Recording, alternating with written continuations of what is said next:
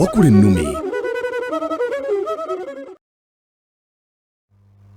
Kale bwatyo bwagambye nti Wakulennume ekiseera kyakabiga kuba essimu omuwagizi wo omuwe amaanyi omugaye nti Sebuuma ye wange Kasozi omuvunkanyi wo omuwe amaanyi. Essimu tugambye nti eri nooti 759 6 nooti 5.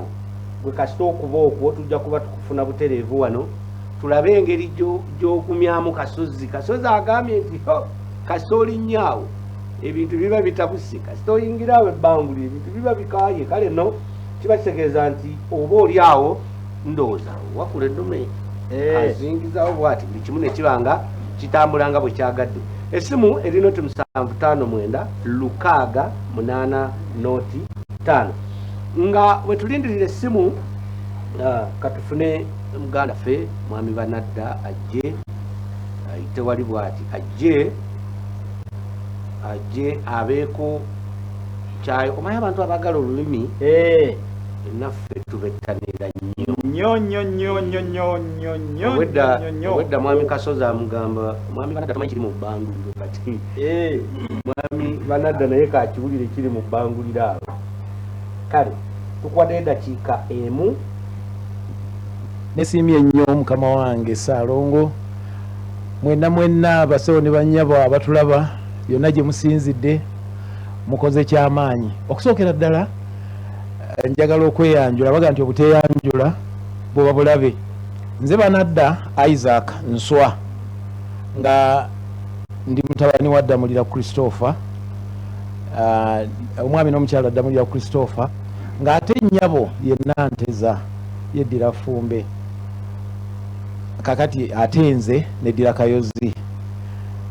Ebbanguliro linkutte emba zombi. Nti bwe mba ndyogerako nnyinza n'okuwuuna obuwuunyi n'ogamba nti ate kubadde kutya. Mazima ndiguberedde okumala ebbanga. Olulimi lunyuma lunyuvu, kwegamba bw'owuliriza abantu engeri gye beeyagalira mu lulimi lwabwe lwongera okunyweza n'omanya nti nno teri kya bugagga kirala. N'akayimba ako bw'oba okajjukidde kagambanga nti ofuba okukuuma oluganda olwaffe olwedda olusinga endala empya, nti oluganda nze nduwaana, nti naffe tuluwaana. Bwe mulwana nange bwe nduwaana. Njagala okwebaza abateesiteesi bakama bange, mwebale nnyo, mwebalire ddala. Abavunkanyi bannange muyogeyoge, kikulu nnyo okuvaayo. Abantu bangi ebweru naye okuvaayo noga nti nkaŋŋende mu Bbanguliro. Njagala okwebaza management eya Delta TV kyemutukoledde kikulu nnyo okukuma olulimi lwaffe. Olulimi nze ndulaba nti yenkuluze y'okumanya lyetterekero. Bajjajjaffe buli kye baakwatangako ekyamagezi nga batereka omwo. Kati bw'oyagala olulimi ojja kubanga ovumbula bajjajjaffe bye baatereka mu lulimi olwo. Kale nno bannange, nze nva mu kampuni eyitibwa Ecosafe. Nze senkulu waayo. Ecosafe ekitebe kyaffe ekikulu kiri awo Kabaka Njagala, poloti 1264 ku kizimbe ekya Kayozi Plaza. Ku Kayozi Plaza awo we tusinziira, era ffe twakuguka mu kutunda n'okulabirira amatogero ga biogas. Biogas mukka bukka ogukozesebwa mu kufumba. Nnyinimu ntegeeza Ssaabasajja yatulagira tufube nnyo okukuuma obutonde bw'ensi. Obutonde bw'ensi kye kimu ku by'obugagga ebyensikirano, ate era ebyensi tulina okukuuma ennyo. Kati ffe ne tugamba nti nnyinimu wasonga naffe we tukola ki, we tutambulira. Kati njagala okutumira abantu bonna batuwa bizinesi yonna gye musinziira okwetooloola Buganda ne Uganda yonna. Mwebale nnyo, mwebalire ddala. Njagala okwebaza muganda wange mukulu Bosa, baga nti yalumanya era yalujja mwandu okugaa nti terujja kunnyumira bwomu naye n'enswaka ayiteko wano. Njagala okukuutira bannaffe abavunkanyi banne munywere. Enywera yeekola ki? Yeerima. Bassebo abalamuzi neyanziza nnyo neyanzeege, naye gye navudde naleseeyo abantu bakama bange bantumye badirekita ba ecosafe ne bagamba nti abakulu abo bateekwa okuba nga batambula kakati ne baweereza ebbaasa zino nga balamuzi zibayambeko naye ate era ngenda kuddayo mbannyonnyole nkakasa nabo batwegesa amaaso mbannyonnyole tulabe naffe tuyinza kukola tutya okulaba nti nno tuwagira ebbanguliro tweyanziza nnyo nange neyanzeege kale tweyanziza nnyo tweyanzeege mwami banadda abakuba essimu essimu eri nooti 759 6 nooti 5 awo oba okuba tukufune naye nga mwenna abatulaba essaawa eno tubeebaza tugenda mu kabiga tubadde twagadde tufuneyo wano abalabi nga 3-4 muwagire abantu bammwe naye ate ekiseera we mukubidde essimu ate nga tetusobola kubafuna naye kati munnamukisa asobola okuyitamu essaawa eno ku nooti 759 6 kuba essimu oyitemu owagire omuntu bwekibanga kyekyo awo tusobola okuvaawo munakuba wali nga tugenda obbavunkanya ne mulyoka mukitegeera bulungi nnyo mu kiseera kino njagala okutegeeza Kigwokyalwazi akabiga kati okayingidde yingire ebbanguliro lya puroguramu Wakulennume ate tubeere nga tusinziira tugende mu maaso Kigwokyalwazi Yohana John kale Kigwokyalwazi wampa kitange omanyi bagamba atuma omukulu tamagamaga kale londa ebbaasa gy'owulira nga eyo gy'osobola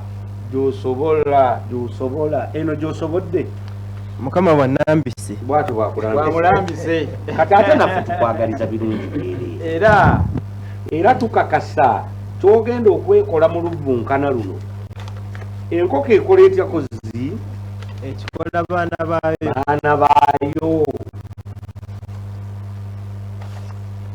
baayo ate nga alina kulya kamanyi kuba alina kumabanja oba oliawo yagaza asudde amabanja Kigwokyalwazi amabanja tegasonyiibwa amabanja oyagala alaba ne gavumenti bagisonyiwa kakati naawe osaba tukusonyiwe amabanja kale nno nga bwesabye naffe situjja kusonyiwa Kigwokyalwazi nywera bunywezi kakati Kigwokyalwazi njagala onsomere ekitundu kano ke kabega k'ebbanguliro lya Wakulennume bwino ogenda kutandikira wano okome wano kale okuzzaayo ddamula kabaka yasalawo Katikkiro balekerawo okuweereza nga Katikkiro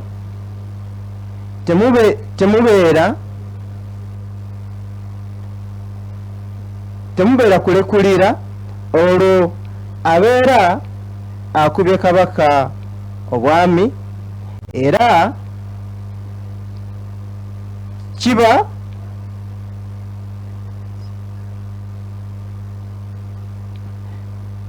owaaye ng'otuuyaniridde onoomalako kira byonna bibeera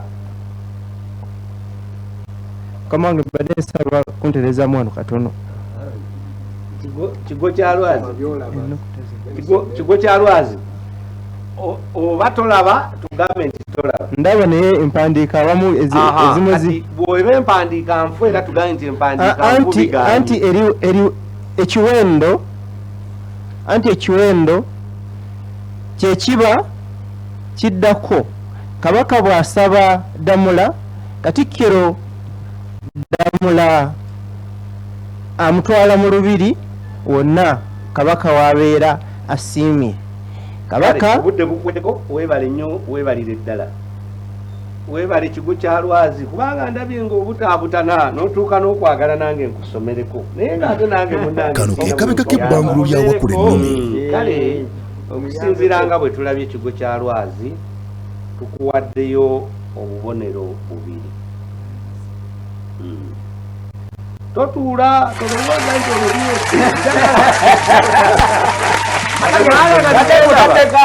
otuusekwambala kati ndabiraako kigo kya lwazi agenda kugwambala kigo kya lwazi wulira omanyi okutontoma sebo mmanyi tuwe ekitontome nga kiraga emirimu gya kirabo property and construction services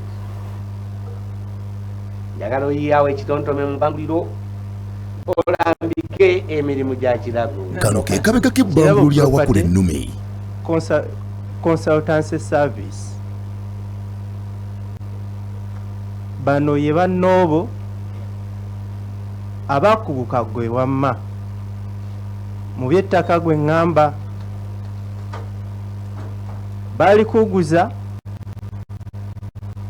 bali kuguza ebyapa nga kwotadde Besigye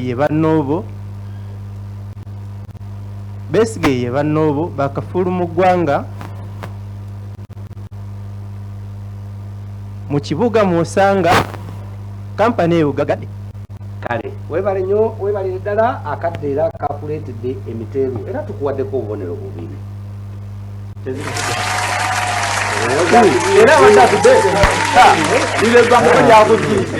mbadde olwo manyi nti biweddeyo kale wulira kino bw'obanga otontomye weewaawo sebo n'okirako n'abatandika okutontoma omujjo babanga agema enkuba akoowola lubaale ki okutwala enkuba eyo sebo akoowola lubaale musoke nedda mukasa kyerondera lubaale nagawonye Edward kyerondera akoowola lubaale nagawonye bakusaleko obubonero busatu kano ke kabega k'ebbanguliro lya Wakulennume musisi kale naye tofaayo mbadde njagala owagenga Kasozi bwe yawaze ku lulwo nedda oba Kigwokyalwazi yasabye sijja kukola nga Kasozi abasaba kirondera bye balakire sina gwe nsabira saala mbi kati wuliriza kino mpola mpola weewaawo amazzi g'enkuba ge gayise mu matovu bewa kanziremu kano ke kabega k'ebbanguliro lya Wakulennume ge gayise mu matovu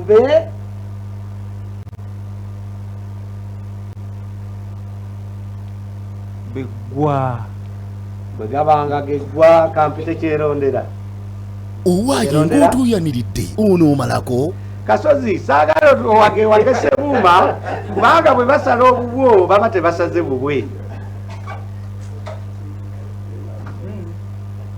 tugamba nti amazzi g'enkuba gayise mu matovu bewa sirina kyakukolera kano ke kabega k'ebbanguliro lya Wakulennume gwe kennyini gwe weereeta mu mpaka zino kale nno n'ebivaamu bikubalirwako naye nga weebale nnyo weebalire ddala akabiga bwe katyo bwe kafaananye ku luuyi lwa Kigwokyalwazi njagala Sebuuma Edward ayingire ebbanguliro lya puroguramu Wakulennume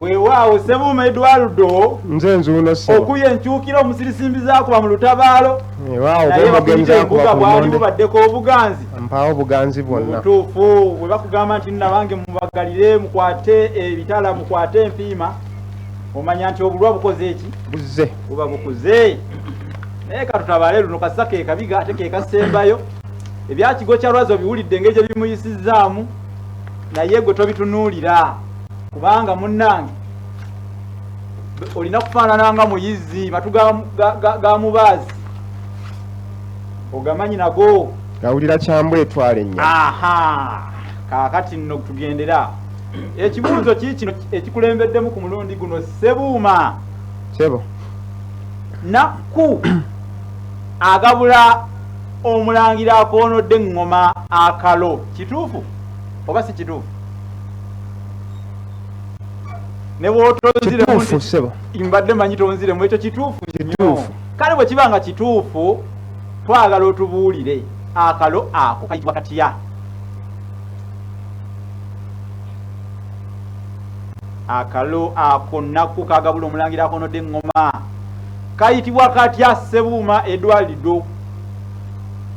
Kayitibwa Katuuso Sebo. Katuuso nga kano Ssaabasajja kaagabula abakungu Yes, n'abaami be munnange kyerondera gyali asiza n'ekikkowe n'agamba kano ke kabega k'ebbanguliro lya kano kabiga munnange kano kabiga Omulamuzi iwewa ekibuuzo ekyo kigende kati gende tukyongeddeyo ku mutendera oguddako baŋŋambye wano tukakubeko kalaale Ssebuuma naye nja kukinoonyereza bwempita wano kyekisinga obukulu. Edwalido Sebo. munnange kale katusookere wano katusookere wano ebibuuzo okyalina bingi nno bibuluja wulira omanye okutontoma Sebo kamala okugogola ku mumiro. n'ebyo byabaddemu kale gogola Sebo. kakati tuwe ekitontome nga kiraga emirimu gya Delta TV. Waawo Sebo ntandise okutontoma. Otandise Uli abange mwanguwe zino si nseenene eno Delta TV lutimbe gaggadde ngambye gaggadde yeno ye TV mutegeera omuntu wa bulijjo ngambye owa bulijjo ne bakolamu omulimo abasomesa ne bakolamu omulimo ngamba abakozi ne bakolamu omulimo abaana b'essomero ngambye Delta TV tukole. kale tweyanze Ssebuuma tukuwaddeko obubonero buna Sebo mbwe yanze Yagwo kikumi budinda. ako akamu naye wana awalala otambudde Ssebuuma munnange togwamu maanyi Sebo. olw'okuba kamu kagenze Sebo. okitegedde saagalo te aga n'aga maguja ge yatta mutambala wano. kati sooka osome ekitundu kino ntegeere bwe wakaza bwino.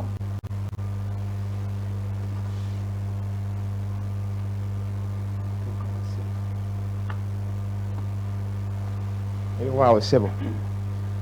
Kano ke kabega k'ebbanguliro lya Wakulennume. Abatulaba nze Ssebuuma nsoma kitundu. Omuzzukulu yenna olukwasibwa Ddamula nga afuuka Katikkiro ye mukulembeze asinga obukulu mu Buganda abeera addirira Kabaka era ye muyambi we asooka abeera asiigiddwa ekika kye ewa Kabaka akole omulimu ogwo ku lw'ekika kye. Agenda okulondebwa ng'amaze okuyita mu kakuŋŋunta ng'ekika kimwekakasa nga ajja kukola bulungi omulimo obutaswaza kika. Mu Buganda Katikkiro abavunaanyizibwa ku buli kintu ebweru w'olubiri mu Bwakabaka. Emirimu gyonna egikolebwa mu Bwakabaka givunaanyizibwa Bwakabaka givunaanyizibwa ku Katikkiro kyava ayitibwa Kabaka ow'ebweru. kale weebale nnyo weebalire ddala Ssebuuma katukuweeko obubonero buna akamu tukasigazza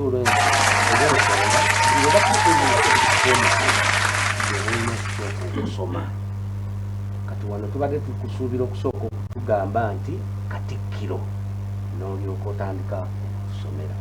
Ssebuuma Edward kulikayo mu kitundu ekyokusoma. Nvuddeyo Sebo. Newankubadde nkulabye nga mu butuufu kyagala okukutunuza engeri ya munnange bakimpanikiza nga obw'endabirano g'empeera naye kasita ofunyeyo obubonero weewaawo Sebo. otubisi twabwe bekaka nziramu gumu Sebo. otubisi twabwe otubisi twabwe tukabe kale katukuwa obubonero. kale weebale nnyo abavubukanyi mwenna mu kiseera kino nga tugenda kufuna kasozi mu kitundu ekyokubiri.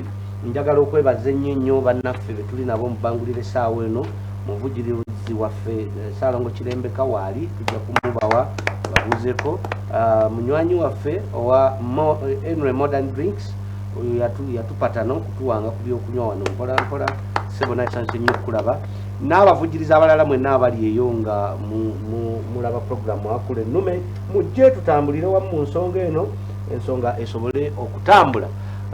Mu kiseera kino Delta TV tugamba tukole katujje.